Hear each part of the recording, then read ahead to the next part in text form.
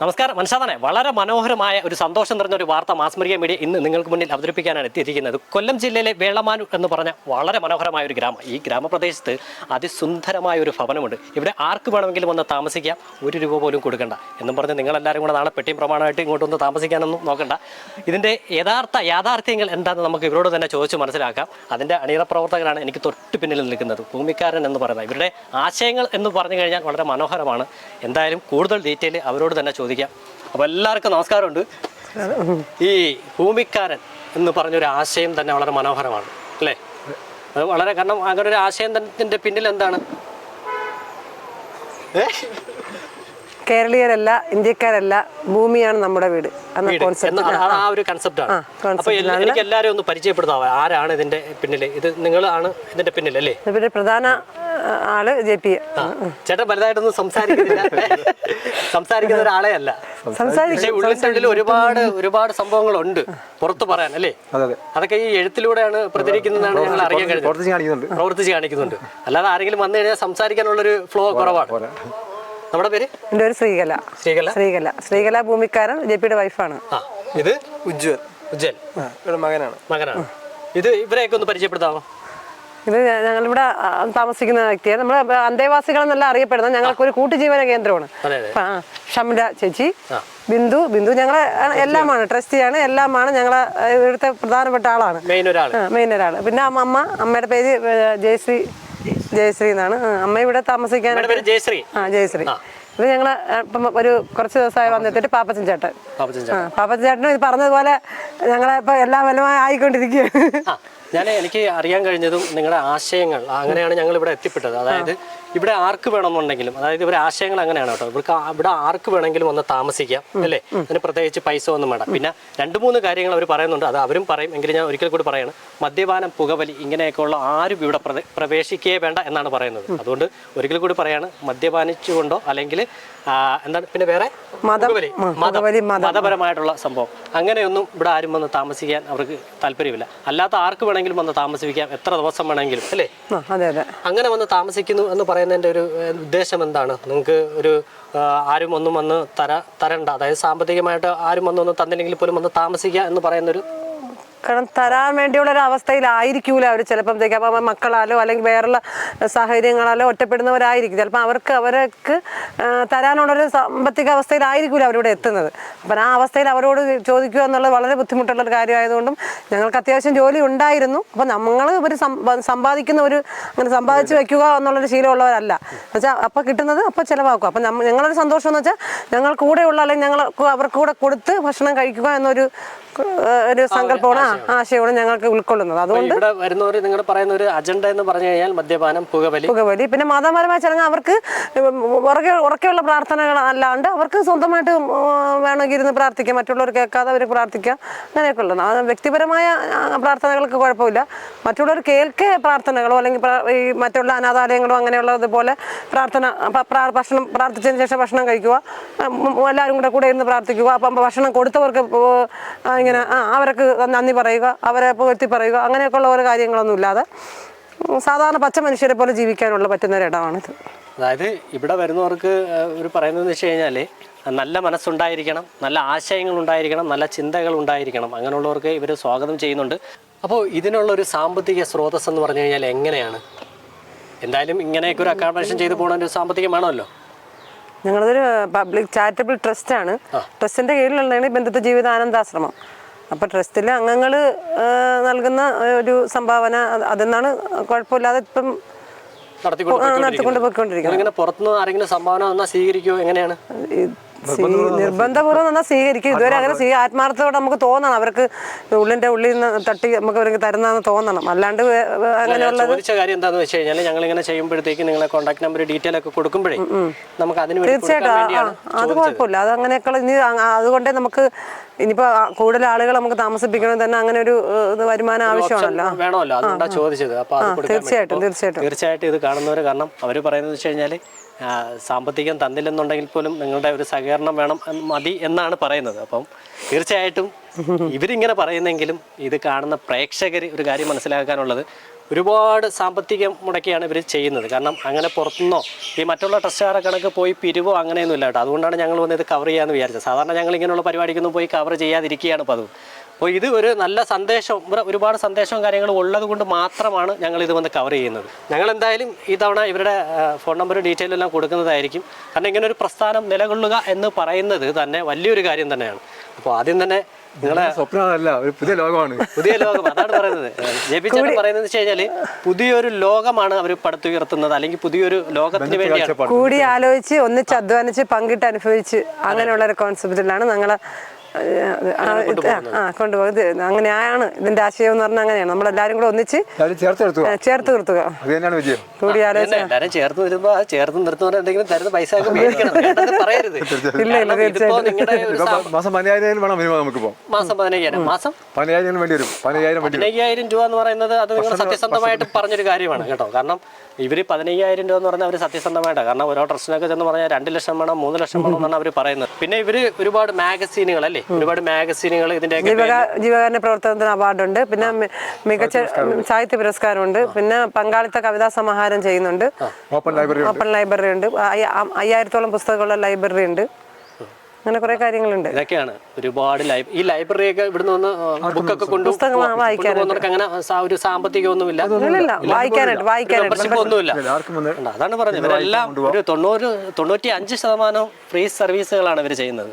മുമ്പ് ഞങ്ങൾ ചെയ്ത ആളില്ലാ കട എന്ന് പറഞ്ഞൊരു കട, ഇതിന് എനിക്ക് തൊട്ട് മുന്നിൽ കാണുന്ന ഒരു ആളില്ലാ കട, അന്ന് ഞങ്ങൾ എടുത്തപ്പോൾ ഞങ്ങളോട് ഒരുപാട് പേര് പറഞ്ഞായിരുന്നു, ഇതിൻ്റെ ഡീറ്റെയിലും കാര്യങ്ങളൊക്കെ ചോദിച്ചിട്ടുണ്ടായിരുന്നു. അന്ന് ഞങ്ങൾ കൊടുത്തിട്ടുണ്ടായിരുന്നു. അപ്പോൾ ഇതുപോലുള്ള നല്ല സന്ദേശങ്ങൾ നൽകുന്ന, നല്ല പ്രവർത്തനങ്ങൾ നൽകുന്ന നിങ്ങളെപ്പോലുള്ളവരായിരിക്കണം ഒരു മാതൃക എന്ന് പറയുന്നത്. അമ്മയൊക്കെ ഹാപ്പി അല്ലേ അമ്മ? തീർച്ചയായിട്ടും ഹാപ്പിയാണ് അല്ലേ? അല്ലേ, ഹാപ്പി അല്ലേ? മകന്റെ പേരെന്താ പറഞ്ഞ? ഉജ്വല്. ഇങ്ങനെ അമ്മയും അച്ഛനും ഒക്കെ തുടങ്ങി വെച്ചൊരു ആശയം, വേറെ ഒരു മകനെ ഒരു മോളുണ്ട്. അപ്പോൾ അമ്മയും അച്ഛനും ഒക്കെ തുടങ്ങി വെച്ചൊരു ആശയം, വളരെ മനോഹരമായ ഒരു ആശയത്തിൽ ഈ മകനും ഒരു പങ്കാളിയായി നിൽക്കുക എന്ന് പറയുന്നത് ഒരു അഭിമാനകരമായ ഒരു നിമിഷമല്ലേ? അതെ, തീർച്ചയായും. ആ നിമിഷത്തിനെ കുറിച്ച് എന്ത് പറയുന്നു? തുടക്കത്തൊട്ടേ ഞങ്ങൾ എല്ലാത്തിനും കൂടെ ഉണ്ട്. ഇവരാണ് മെയിനായിട്ട് മുമ്പോട്ട് പോകുന്നത്. അതിന് സപ്പോർട്ട് ചെയ്ത് ഞങ്ങളും പുറകെ തന്നെ ഉണ്ട്. 100% സജീവമായിരിക്കുന്ന ഒരാൾ തന്നെ. തീർച്ചയായിട്ടും. അപ്പം എനിക്കറിയാനുള്ള വേറൊരു കാര്യം എന്ന് വെച്ച് കഴിഞ്ഞാൽ, ഇപ്പോൾ ഇതണക്ക് ബുക്ക് മാഗസിൻ ഇങ്ങനെയൊക്കെ കൊടുക്കുന്നുണ്ട്, നിങ്ങൾ പുതിയ കഥാ സമാഹാരങ്ങളൊക്കെ ശേഖരിക്കുന്നുണ്ട്. ഇനി അതായത് ഇപ്പൊ ഇത് തുടങ്ങിയിട്ട് ഏകദേശം 26 വർഷം അല്ലേ? 6 വർഷമാണ് സജീവമായിട്ട് ഇവിടെ ആള് താമസം. 26 വർഷമായി തുടങ്ങിയെങ്കിലും 6 വർഷം കൊണ്ട് പ്രവർത്തിക്കുന്നു. അപ്പം ഇനി എനിക്കറിയാനുള്ളൊരു കാര്യം എന്ന് വെച്ച് കഴിഞ്ഞാൽ, മുന്നോട്ട് നിങ്ങളുടെ എന്താണ് ആശയങ്ങൾ, എന്താണ്? ആരെല്ലാം വന്നാലും ചേർത്ത് നിർത്തുക, സംരക്ഷണം കൊടുക്കുക. താങ്ങായി ഞങ്ങൾ ഉണ്ടാവും. നമുക്ക് 50 സെന്റ് വസ്തുണ്ട്. അതിൽ സ്വയം പര്യാപ്തത ആണ് ആഗ്രഹിക്കുന്നത്. ഞങ്ങൾ ഒന്നിച്ച് അധ്വാനിച്ച് നമുക്ക് അനുഭവിച്ച് വളർന്നുകൊണ്ട് കഴിയും. വളരെ മനോഹരമായിട്ടുള്ള ആശയങ്ങളാണ് ഇവർ എന്തായാലും ഈ നാടിന് സമ്മാനിച്ചുകൊണ്ടിരിക്കുന്നത്. ഇതാണ് ഭൂമിക്കാരൻ ബന്ധുത്വ ജീവിതാനന്തര ഞങ്ങളുടെ ലൈബ്രറി. മേഡം, ഞാനൊരു കാര്യം ചോദിച്ചോട്ടെ. കാരണം ഇവിടെ ഒരുപാട് മാഗസിനും ബുക്കും ഒക്കെ കാണുന്നുണ്ട്. അപ്പോൾ ഇതിന് എന്താന്ന് വെച്ച് കഴിഞ്ഞാൽ നിങ്ങളുടെ ഫീസോ കാര്യങ്ങളോ അങ്ങനെയൊന്നുമില്ല. ഇവിടെ ആർക്ക് വേണമെങ്കിലും പുസ്തകം വായിക്കുകയൊക്കെ ചെയ്യാം. ഓപ്പൺ ലൈബ്രറിയാണ്. ഇവിടെ കൊണ്ടുപോയി തിരിച്ച് സാധനം കൊണ്ടുവന്നാൽ മതി, കൊണ്ടുവന്നാൽ മതി. ഞങ്ങൾക്ക് അവരെ വിശ്വാസമാണ്. വേറെ പ്രത്യേകിച്ച് ഒരു ചാർജും ഇല്ല. അവർക്ക് ഇഷ്ടമുള്ള പുസ്തകം എടുത്തുകൊണ്ടുപോയി വായിക്കാം.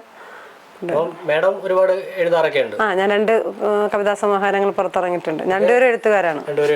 നിങ്ങൾ മുമ്പ് വലിയൊരു സമരമൊക്കെ നടത്തിയിട്ടുണ്ടെന്ന് ഞങ്ങൾ അറിഞ്ഞിട്ടുണ്ട്.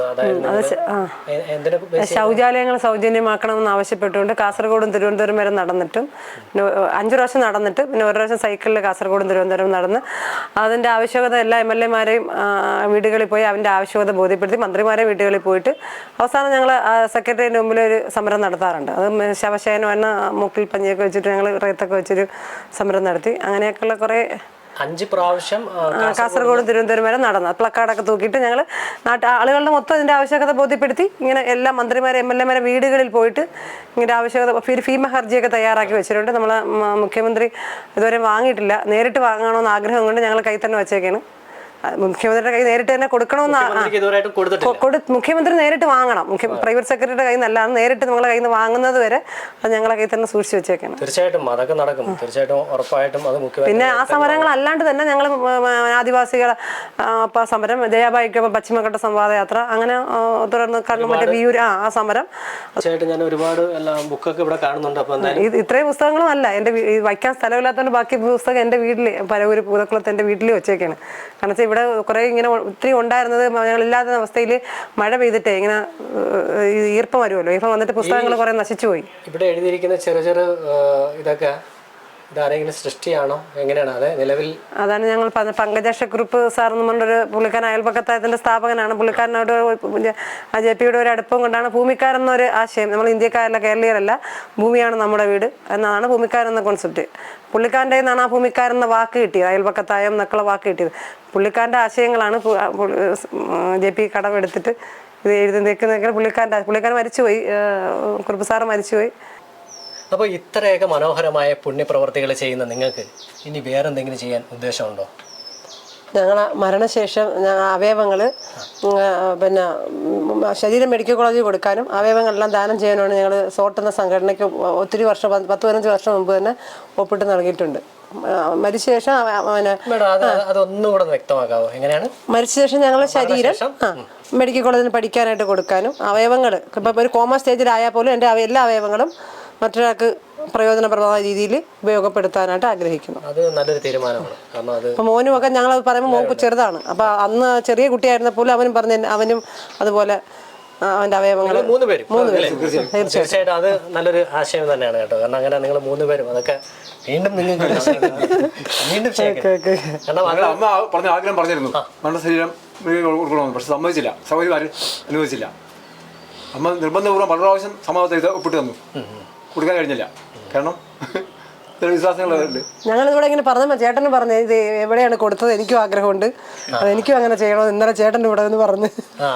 അങ്ങനെ അല്ല, ഇത് ചിലർക്ക് അങ്ങനെ കേൾക്കുമ്പോൾ ഭയങ്കര ഒരു ഇഷ്ടമാണ്. കാരണം അങ്ങനെ മരണശേഷം അങ്ങനെയൊക്കെ ചെയ്യുന്നത്, കാരണം നമ്മൾ വെറുതെ അല്ലെങ്കിൽ കത്തിച്ച് കളയോ അല്ലെങ്കിൽ കുഴിച്ചിട്ടോ എന്ത് പ്രയോജനം അല്ലേ? ഇങ്ങനെയുള്ള ആശയങ്ങൾ തന്നെയാണ് വളരെ ഗംഭീരമായിട്ടുള്ള ആശയങ്ങൾ. അപ്പോൾ വീണ്ടും അവർ ഞങ്ങൾ പറഞ്ഞ് എത്തിക്കുന്ന ആശയങ്ങളാണ് നിങ്ങൾക്ക് മുന്നിൽ എത്തിച്ചിരിക്കുന്നത്. അപ്പോൾ ഇതുപോലുള്ള ആശയങ്ങളാണ് ഈ ഭൂമിക്കാരൻ എന്ന് പറഞ്ഞ ഈ സംഘടനയാണോ, ഇത് ചാരിറ്റബിൾ ട്രസ്റ്റാണോ? ചാരിറ്റബിൾ ട്രസ്റ്റാണ്. എത്ര അംഗങ്ങളാണ് ഇതിനകത്ത് വരുന്നത്? 12 പേരാണ്. ബാക്കി എല്ലാവരും ഇവിടെ ഒക്കെ ഉള്ളവരാണല്ലേ? അല്ല, വിവിധ ജില്ലകളിലുള്ളവരുണ്ട്. കാരണം ഞങ്ങളിപ്പം അവിടെ എറണാകുളത്ത് ആയിരുന്നതുകൊണ്ട് ഒത്തിരി ആളുമായിട്ട് ഒരു സൗഹൃദമുണ്ട്. ഇവർ നടത്തിയ ഒരുപാട് സമരങ്ങളുടെയൊക്കെ ഒരുപാട് സ്റ്റോറികളൊക്കെ വന്നിട്ടുള്ളതാണ് കേട്ടോ. ഒരുപാട് പത്രങ്ങളിലും TV-കളിലും ഒക്കെ വന്നിട്ടുള്ള ഒരുപാട് സമരങ്ങളിലൊക്കെയാണ്. അതിലേക്കും നമുക്കൊന്ന് പോയി വരാം. ആശ്രയിക്കുവാൻ ആരുമില്ലാതെ ആ പാവം മാതാപിതാക്കൾ അലഞ്ഞു. നിസ്സാരമാം നീറും ദുഃഖങ്ങൾ ഉള്ളിലൊതുക്കി വിഷാദം മാത്രം ബാക്കിയായി. നീറുന്ന ദുഃഖങ്ങൾ മനസ്സിലൊളിപ്പിച്ചു വെച്ച് നിറഞ്ഞ മനസ്സോടെ ചിരിക്കുവാൻ അവർക്ക് കഴിഞ്ഞു. ഉറ്റവരില്ല, ഉടയവരില്ല, ദുഃഖിതരായി വലഞ്ഞു നടക്കും മണ്ണിൻ മക്കളെ പോരൂ. സന്തോഷിക്കുവിൻ, നിങ്ങൾ സന്തോഷിക്കുവിൻ, ഇനി ആനന്ദാശ്രമത്തിൽ സന്തോഷിക്കുവിൻ. നിറഞ്ഞ മനസ്സോടെ ചിരിക്കുവാൻ അവർക്ക് കഴിഞ്ഞു. ആനന്ദാശ്രമത്തിൽ അവർക്ക് അഭയമേകിയ നിങ്ങൾക്ക് നല്ലതേ വരൂ. ആനന്ദാശ്രമത്തിൽ അവർക്ക് അഭയമേകിയ നിങ്ങൾക്ക് നല്ലതേ വരൂ. ഇനിയുള്ള ജീവിതം ആനന്ദാശ്രമത്തിൽ കഴിഞ്ഞുകൂടാം നമ്മൾക്കെല്ലാവരുമായി. ഇനിയുള്ള ജീവിതം ആനന്ദാശ്രമത്തിൽ കഴിഞ്ഞുകൂടാം ഇനി നമ്മൾക്കെല്ലാവരുമായി.